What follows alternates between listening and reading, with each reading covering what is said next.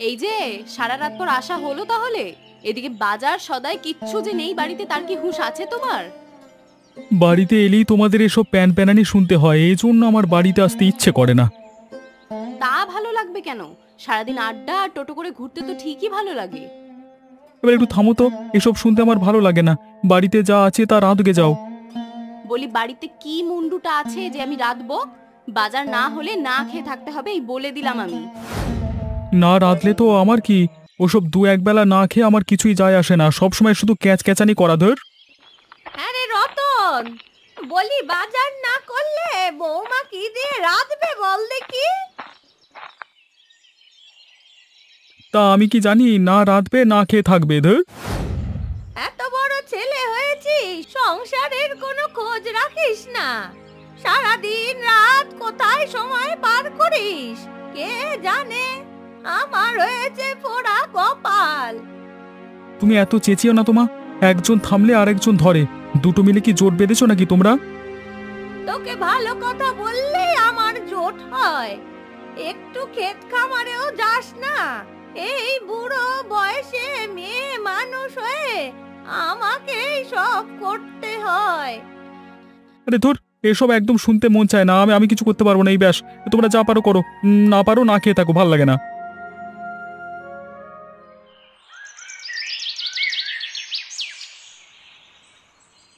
প্রতিদিন তোর বাড়িতে কি হয় শুনি? খালি ঝগড়া ঝগড়া।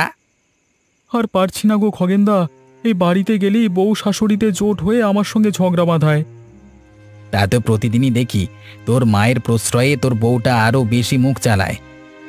তার বলে রোজ রোজ ওদের এত কথা শুনতে আর ভালো লাগে না আমার। হ্যাঁ, তোর প্রতি তো তোর বউয়ের কোনো মায়াই নেই। যদি থাকতো তবে কি রোজ তোকে এত হেনস্থা করতো? কি করি বলো তো, আর যে সহ্য করা কঠিন হয়ে গেছে। হ্যাঁ, তোর মা আর বউ এক জায়গায় থেকে সারাদিন এসব ফন্দি আঁটে, বুঝলি? তোর মাও তোর বিরুদ্ধে। হ্যাঁ তুমি ঠিকই বলেছো, এখন কি উপায় করা যায় বলো তো? শোন রতন, তোর মা আর বউকে একসঙ্গে নিয়ে সুখী হতে পারবি না। ওদের ভিন্ন করে দে, তারপর নিজের ইচ্ছায় চলবি। না থাকবে বাঁশ, না বাজবে বাঁশুরি, ঠিক আছে? তুমি এটা উচিত বুদ্ধি দিয়েছো একটা। আজকে বাড়ি ফিরে এর একটা বিহিত করব, না হলে দিন দিন ওরা বেড়ে যাচ্ছে। আর ইদানিং তোর বউ একটু বেশি মুখ চালায়, ও সব তোর মায়ের জন্য। এর ভিন্ন করে দে দেখি, এমন কেমন মজায় দেখবি। হ্যাঁ, আমাকে প্রতিদিন গালমন্দ করা। বাড়ি ফিরি আগে বউ শাশুড়ির জোট আজকে দেখাবো, খুব লেগেছিল কদিন, আমি অতিষ্ঠ। এবার একটু দেখিয়ে দে, তারপর দেখবি ঠিক তোর পায়ে এসে পড়েছে। বেশি মুখ চালানো এমনি চুপসে যাবে দেখবি। ওসব মেয়েদের মুখ করতে দেওয়াই বোকামি।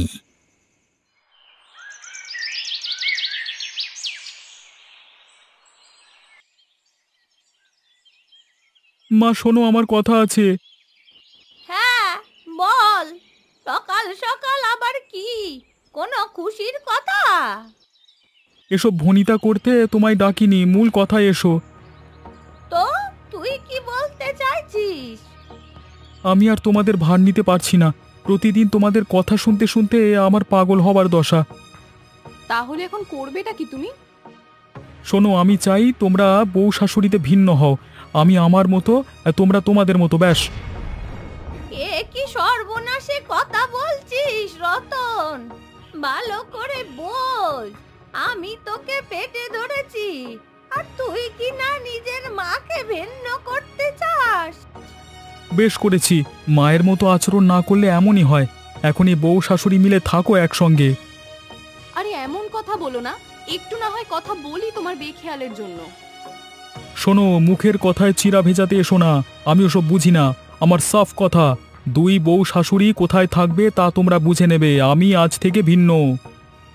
শোন রতন, আজকে যা করছিস ভগবান সইবে না।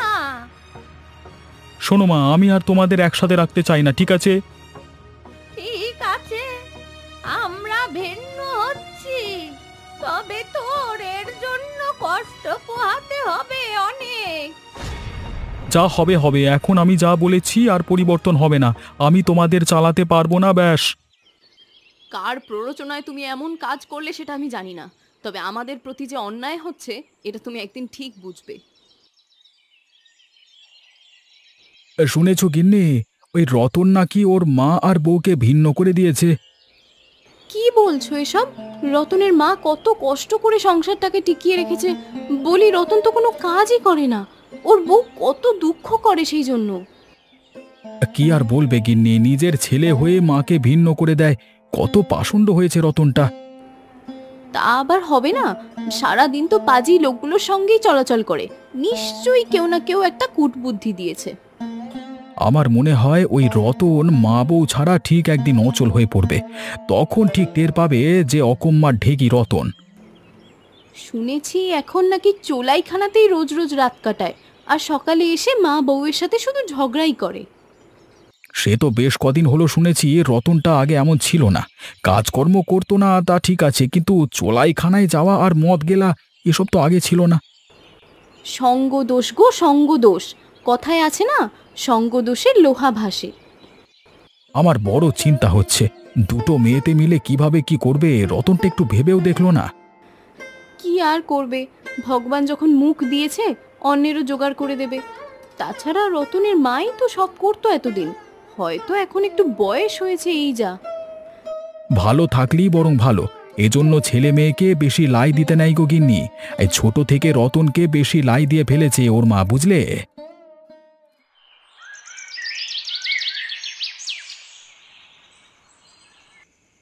বলছিলাম মা, ঘরে যা আছে তাই দিয়ে টেনে টুনে আর কয়েকটা দিন চলে যাবে, কিন্তু এরপর তো আরো বিপদে পড়তে হবে। আমারও তো সেই চিন্তা গো বৌমা। যা একটু জমি ছিল, ওই শয়তান খগেন রতনকে চালাকি করে ওটাও বন্ধক নিয়েছে। এখন কি উপায় করা যায় বলুন তো? আমার তো চিন্তায় ঘুমই আসছে না। কি করব, কি খাবো? অত চিন্তা করে কাজ নেই বৌমা, ভগবান একটা কিছু ব্যবস্থা ঠিকই করবে। আপনার ছেলে আমাদের এমন বিপদে ফেলে কিন্তু ঠিক মজা করে ঘুরে ফিরে বেড়াচ্ছে, আমাদের কথা একবারও চিন্তা করে না। বুড়ো মা যে পেটে ধরেছে তার কথা অবধি ভাবলো না। ভুল করেছি গো বৌমা, ওকে পেটে ধরে ভুল করেছি। ছোট থেকে বেশি আদর দিয়ে আজ এই অবস্থা। কিন্তু একটা কিছু না ভাবলে আমাদের তো এখন না খেয়ে থাকতে হবে মা। কিছু একটা চিন্তা করুন। ভাবছি কাল একবার অবিনাশের বাড়ি যাব। অবিনাশের অনেক জমি, সেগুলো পড়েই থাকে। তাছাড়া ও বড্ড ভালো মানুষ, নিশ্চয় আমাকে খালি হাতে ফেরাবে না। তাহলে বরং সেটাই করুন মা, এমন অসময়ে তাছাড়া তো আর উপায় দেখছি না। আপনার যা ছেলে, আমরা না খেয়ে মরে গেলেও ও ফিরে তাকাবে না।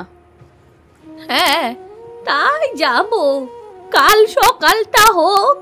আর আমিও তো ভাবছি না বৌমা, এতদিন তো আমি নিজে সংসার চালাতাম, তাই রতনের থাকা আর না থাকা ওই একই। সবই তো বুঝতে পারছি মা, কিন্তু আমরা তো দুটো মেয়ে মানুষ, সব সময় তো আর সব কিছু করতে পারবো না। সেগুলোই তো বেশি চিন্তার। না বৌমা, অনেক রাত হলো, এবার খুব ঘুম পেয়েছে। কাল আবার সকাল সকাল উঠে অবিনাশের বাড়ি যেতে হবে।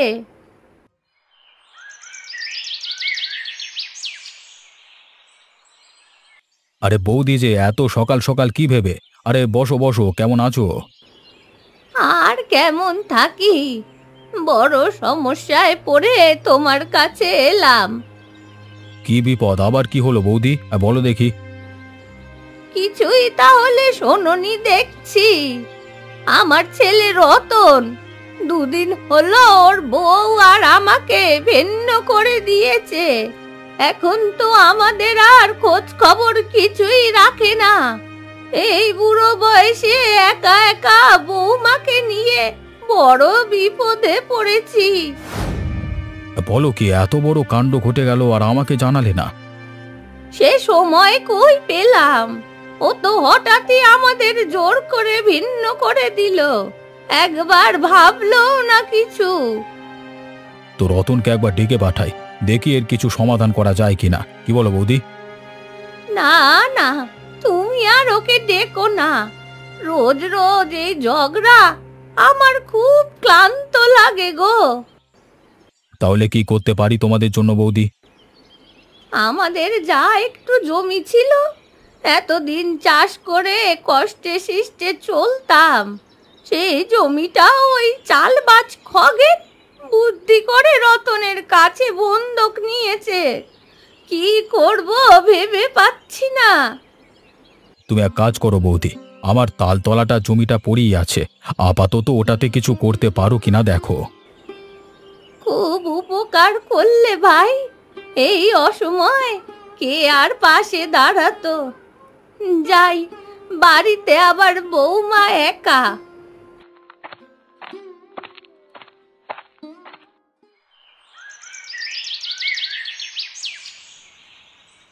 বুঝলে খগেনদা, মা বউকে ভিন্ন করে এখন খুব ভালো আছি। শালা রোজ রোজ ক্যাচক্যাচানি। খুব ভালো করেছিস, তোকে তো আগেই বলেছিলাম ভিন্ন করে দে, আগে দিলে এত ভুগতিস না। ওসব বিয়ে টিয়ে কেউ করে নাকি? ওসব ফালতু ঝামেলা কাঁধে নেওয়া। এই তো বেশ আছি। তার বলতে খালি খালি বেকারটা না, ভিন্ন করে দিলি ভালো করেছিস। শুধু ভালো কেন বলো, খুব ভালো। ওই ঝগড়ুটে বউ আমার জীবনটা বিষিয়ে তুলেছিল। ওরে, তোর বউকে তো লেলিয়ে দেয় তোর মা, বুড়ো হলে কি হবে? তোর মা কলকাঠি নাড়ে, বুঝলি? এই জন্যই তো এখন বুঝুক, আমার সঙ্গে প্রতিদিন লাগা। কে, রতন নাকি? তা এত রাতে কোত্থেকে এলি? কে বে তুই? আমি রাতে আসি কি দিনে আসি তুই বলবার কে বে? তুই নিশ্চয়ই মদ গিলে এসেছিস। আজকাল তবে রাস্তাঘাটে মাতলামি শুরু করেছিস। মদ খেয়েছি, বেশ করেছি। তুই বলবার কে? তোর বাপের টাকা খেয়েছি নাকি? রতন, মুখ ঠিক করে কথা বল, না হলে কিন্তু ভালো হবে না বলছি। আরে চাচা, কি করবি করগে, এসেছে আমাকে জ্ঞান দিত।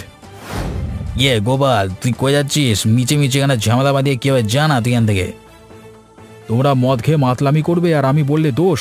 ভালো হয়ে যাও বলছি।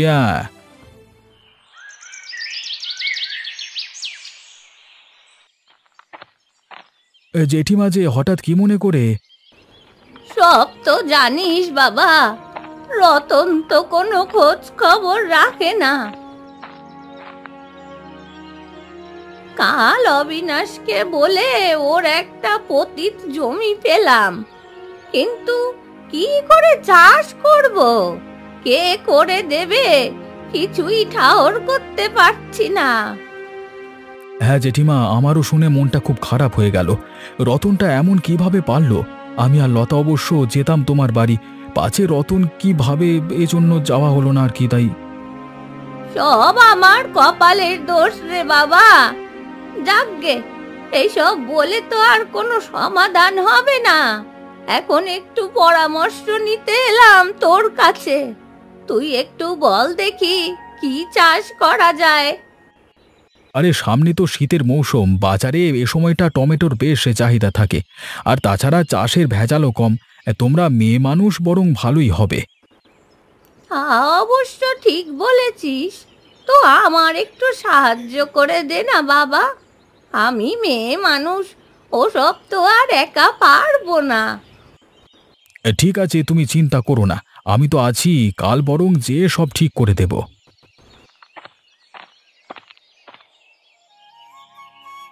তুমি বরং এক কাজ করো, আমাদের কিছু বীজ তো বেঁচেই গেছে, ওগুলো হলে বরং জেঠিমার একটা জমি হয়ে যাবে।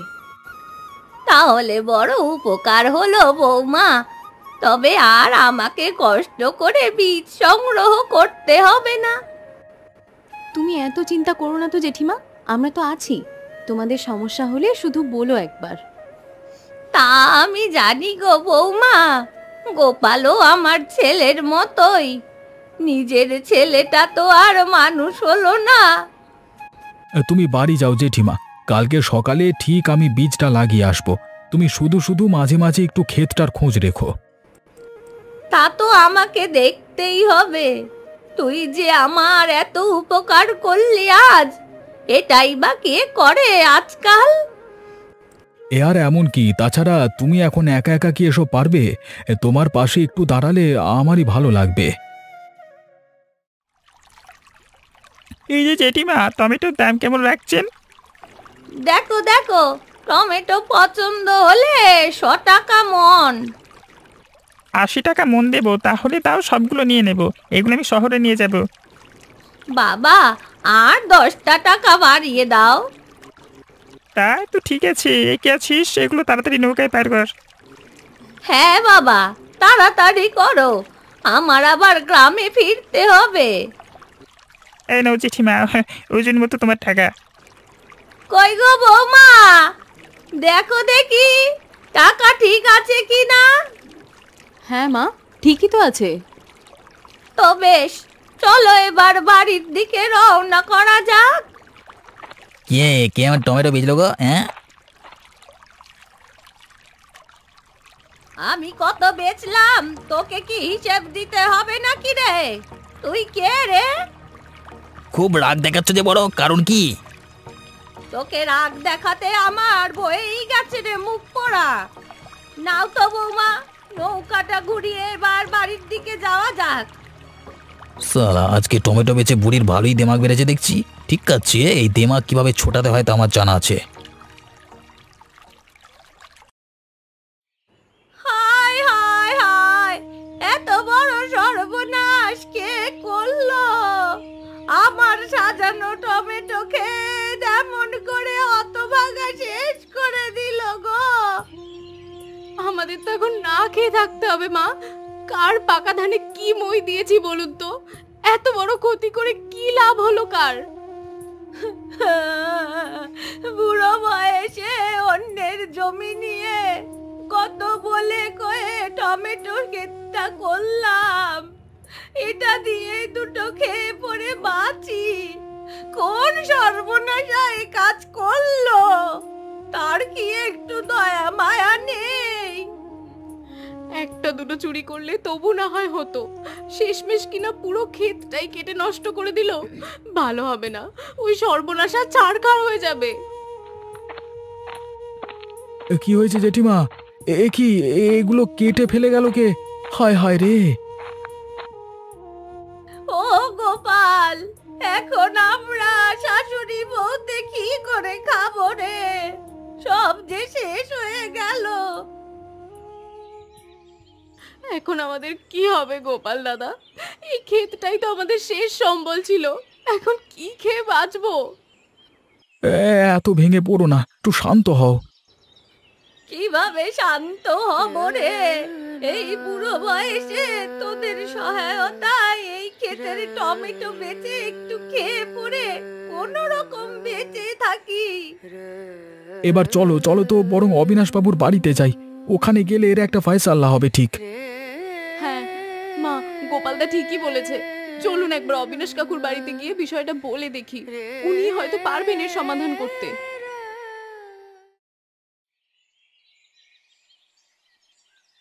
কি ব্যাপার বৌদি, তোমরা সবাই যে হঠাৎ উপস্থিত?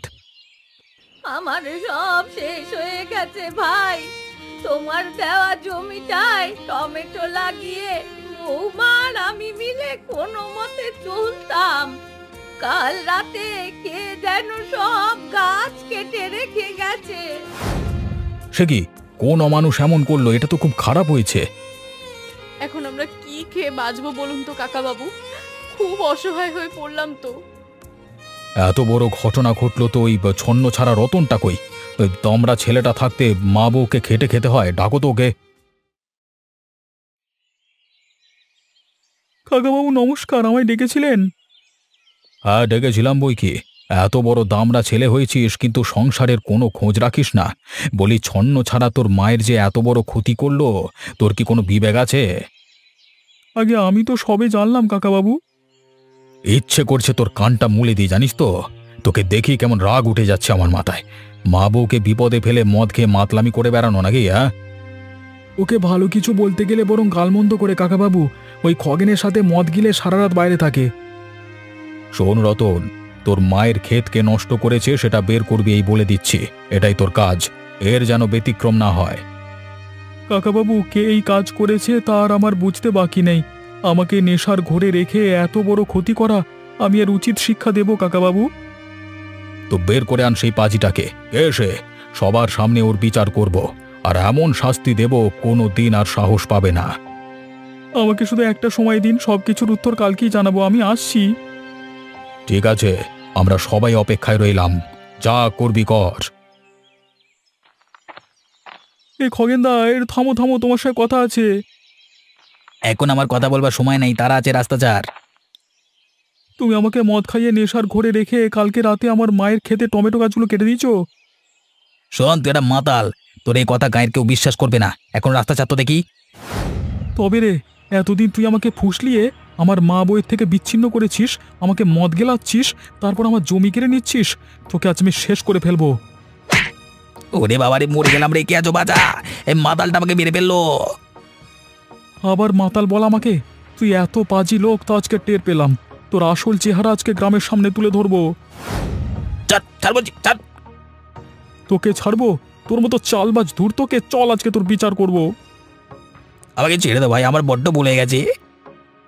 তোর কোনো ছাড় নেই, আজকে অবিনাশবাবুর বাড়িতে চল, তারপর সেখানেই সব হবে। ছেড়ে দে না রে ভাই, ছেড়ে দে না।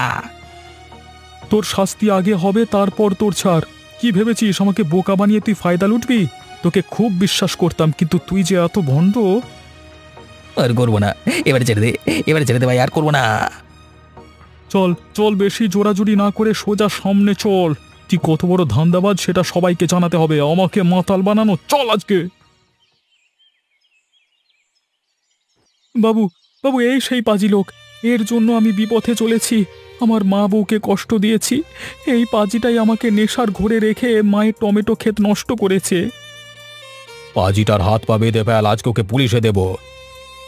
হাত জোর করছি বাবু, আমাকে ক্ষমা করুন, না বুঝে অনেক খারাপ কাজ করেছি বাবু, ক্ষমা করুন। ক্ষমা করবার আমি কে হে? শোন খগেন, তোর অন্যায়ের শাস্তি রতনের থেকে বন্ধক নেওয়া জমি এখনই ফেরত দিবি, আর রতনের মা বউয়ের কাছে ক্ষমা চেয়ে 200 বার কান ধরে উঠবোস করবি। আমাকে ক্ষমা করে দাও কাকিমা, আর নীলিমা তুমিও আমাদের সঙ্গে বড় অন্যায় করেছি, কান ধরে উঠবোস করবো আমি।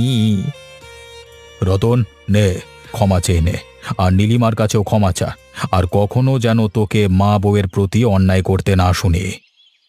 মা, আমাকে ক্ষমা করে দাও, আমি আমি অন্যের কথায় ভুল করে ফেলেছি। এটা যদি একটু আগে বুঝতি তাহলে কি আজ এমন হতো? এই জন্য তোকে সব সময় বুঝাতাম, কিন্তু তুই ভাবতি আমরা তোর খারাপ চাই। না গো মা, এবার সব বুঝে গেছি। নীলিমা, নীলিমা, তুমি ক্ষমা করে দিও আমাকে। ছি ছি, এমন হবে বলো না গো। হাজার হলেও তুমি তো আমার স্বামী, তুমি ছাড়া আমার তো কোনো গতি নেই গো। আজ থেকে সবাই মিলেমিশে থাকবে। আর রতন, তুই ক্ষেত খামারের কাজ দেখাশোনা করবি, আর অলসতা ছাড়ে বর, সবাই সুখে শান্তিতে থাক। তোরা ভালো থাকলি আমি ভালো থাকি রে। ঠিক আছে বাবু, আমার এসব কথা মনে থাকবে।